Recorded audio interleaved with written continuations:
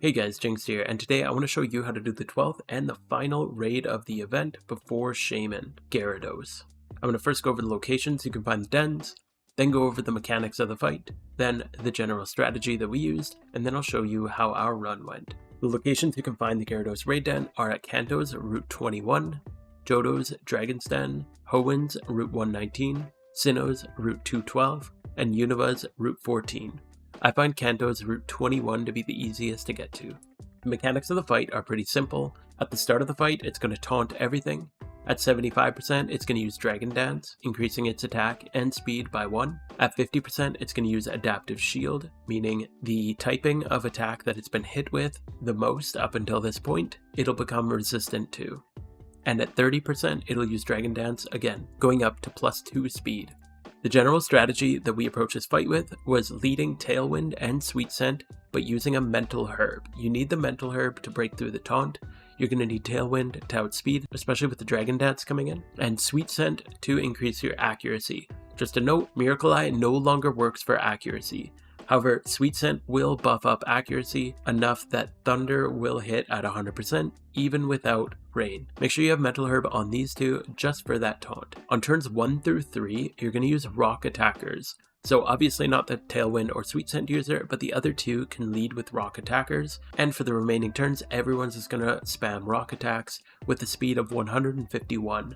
This will allow you to outspeed Gyarados even with +1 Dragon Dance, and also the possibility of the Scarfed Garchomp add. If you have some slower ones that you have to use, make sure you use them early in the fight before Dragon Dance goes off. Also, for the two people who are leading with rock types, make sure you lead with your strongest ones, because the adds in this fight will have Intimidate, so you want to use the strongest rock type attackers you can when leading in, just to overcome this Intimidate. On turns 4 through 6, this will be when the Adaptive Shield will proc. At this point, it'll proc on Rock, so you're going to swap over to Electric types.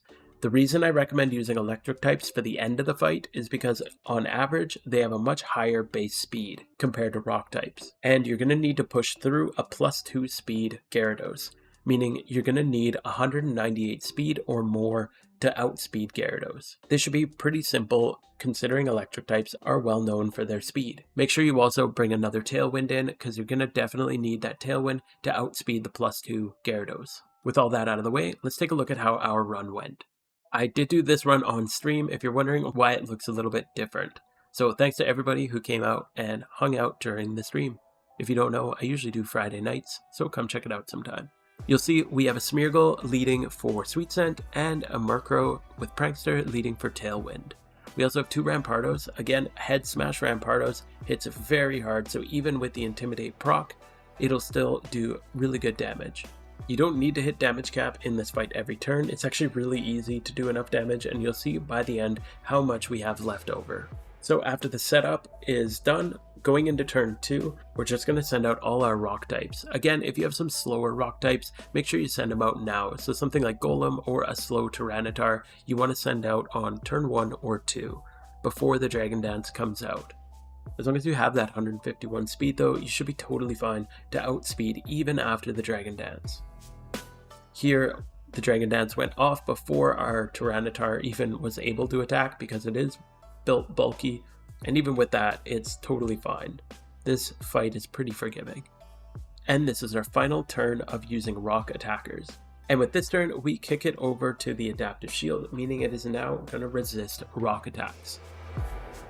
If you're just shy of the 50%, that's totally fine too. You can just go into your electric attackers, and when the Adaptive Shield comes, it'll still go on rock.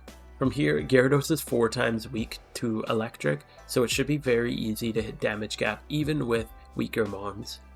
If you have some slower electric types like Ampharos, make sure you use them early before that second Dragon Dance goes off. You will get outsped if you have less than a base speed of 198, so just make sure that your slower electric types come out early if you need to use them. From here, we're just going to be spamming Thunder. And again, we don't need to use Rain here to make the Thunder accurate because Sweet Scent is giving us an accuracy buff with -2 evasion on Gyarados. This isn't quite as good as Miracle Eye was, because if we had Miracle Eye, we could just spam Zap Cannon. However, I think that Gyarados actually has a Covert Cloak on, which is why we never get a Paralysis proc on him. And so we're just going to continue spamming our electric attacks until he goes down. And coming into the final turn, you can see we only really need 1 or 2 attacks to knock him out here.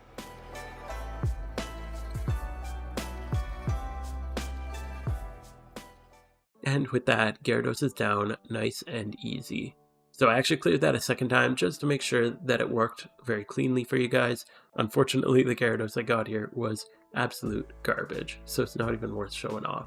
With that, that concludes the 12 Lunar New Year raids before Shaman. Hopefully we can get a strategy down for Shaman soon. It seems pretty tough compared to the previous final raids of events, so we will see how that goes. Make sure to sub if this video helped you out, and I hope you all have a fantastic rest of your day. See you next time.